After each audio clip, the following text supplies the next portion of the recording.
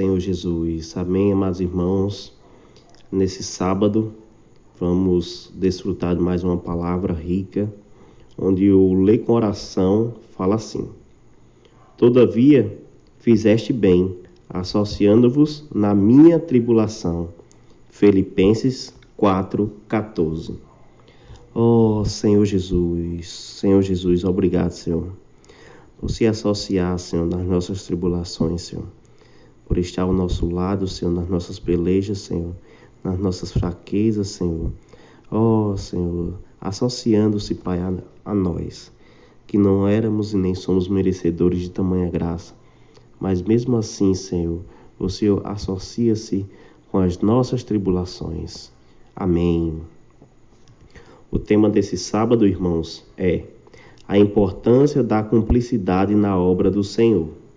A importância da cumplicidade na obra do Senhor. Seguir o ensinamento dos apóstolos é seguir aquilo que foi determinado pelo Espírito.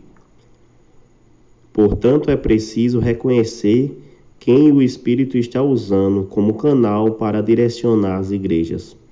Como vimos ontem, embora vivesse em Jerusalém, próximo aos 12 apóstolos, Silas teve a sensibilidade de perceber essa mudança de direção.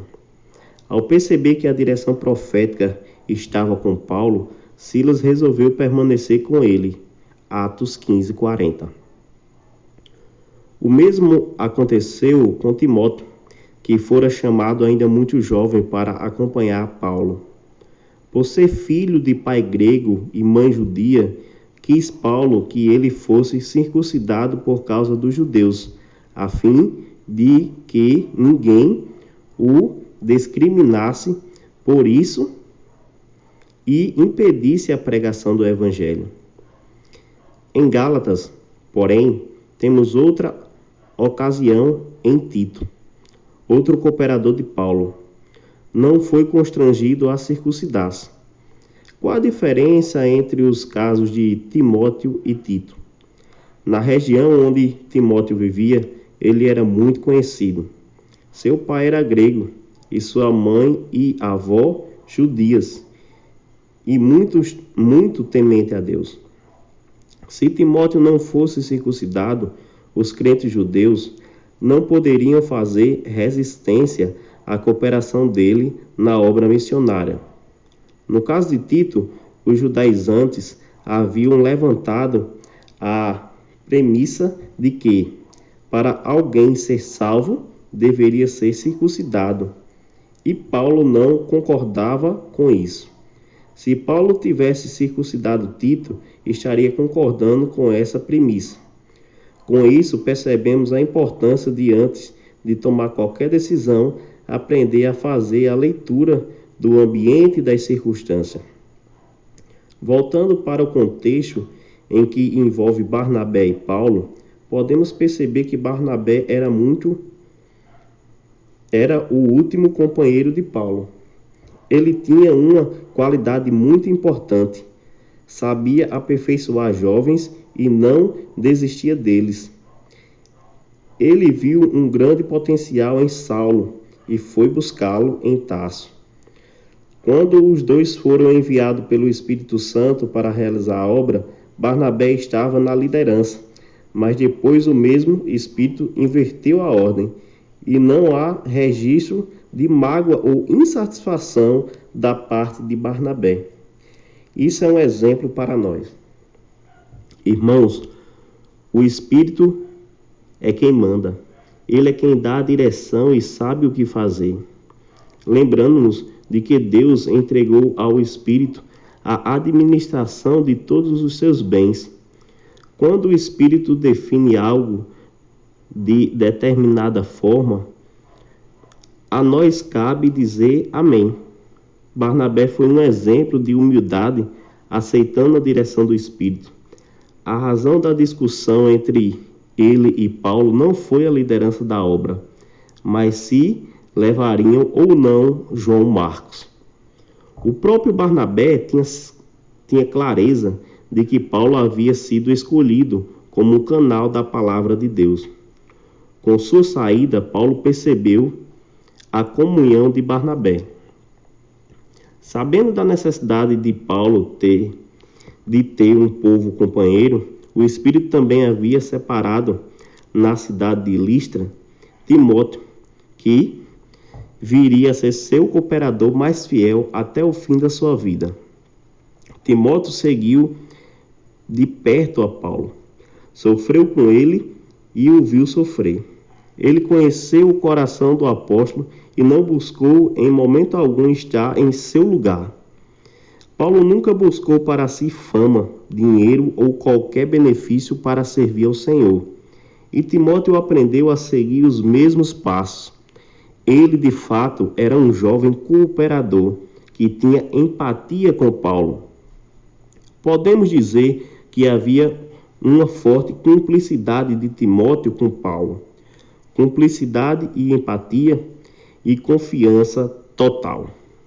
Graças a Deus, hoje, entre os cooperadores, há muita cumplicidade com a liderança da obra. Tais irmãos são companheiros que possuem o mesmo coração e alma. Paulo, durante seu ministério, teve a seu lado alguns cooperadores oportunistas que o abandonaram nos momentos mais difíceis e tomaram cada um o seu próprio caminho, espaço e obra. Isso veremos quando começarmos a ler a segunda carta a Timóteo. Todavia, Timóteo era um cooperador que tinha fé, sem fingimento e uma boa consciência. Nós que servimos ao Senhor, precisamos ter uma fé sem fingimento, servir sem segundas intenções e com uma consciência pura. Na igreja, só há espaço para o Espírito. Só cabem as ações do Espírito. Amém. Pergunta: o que significa ter cumplicidade com os apóstolos? Ó Senhor Jesus. Amém, irmãos. Palavra maravilhosa, né? Em cima do texto de Timóteo, né? Onde estamos desfrutando. E uma pergunta muito simples, né? O que significa ter cumplicidade com os apóstolos? Cumplicidade que aqui vos fala nessa leitura é compactuar com as mesmas ideias, com os mesmos ideais.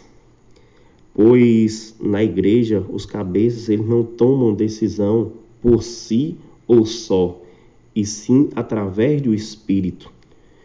Todas as coisas que os apóstolos fazem na igreja é determinado pelo Espírito, pelo esse dom maravilhoso do Espírito que Deus pôs às lideranças da igreja, né? Se essa cumplicidade não existisse, como estaríamos a gente após a morte do irmão Dong? Já que hoje os filhos do irmão Dong, né? E Pedro, Ezra Mar, André, estão à frente desse evangelho.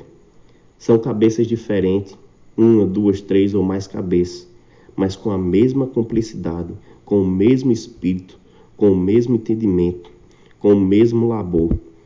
Isso faz com que a obra do Senhor não encontre barreira, e sim flua, né? Porque nenhum quer ser melhor do que o outro, e sim cada um quer cooperar da sua melhor forma possível, em conjunto, em harmonia, com cumplicidade e empatia total, assim como diz que Paulo e Timóteo eram, né? No texto aqui que ele fala, podemos dizer que havia uma forte cumplicidade de Timóteo com Paulo, assim como tem de haver na vida da igreja, com os irmãos que ministram a palavra fundamental, que escreve os alimentos diários, que são hoje os irmãos da frente, como também os irmãos à frente de cada localidade têm que estar com esse mesmo encargo de cooperar com cumplicidade, empatia e confiança total. Assim, vamos ter um viver da igreja fluindo como um rio da água da vida, o Espírito falando abertamente, o Espírito fluindo em nosso meio. Amém, irmãos?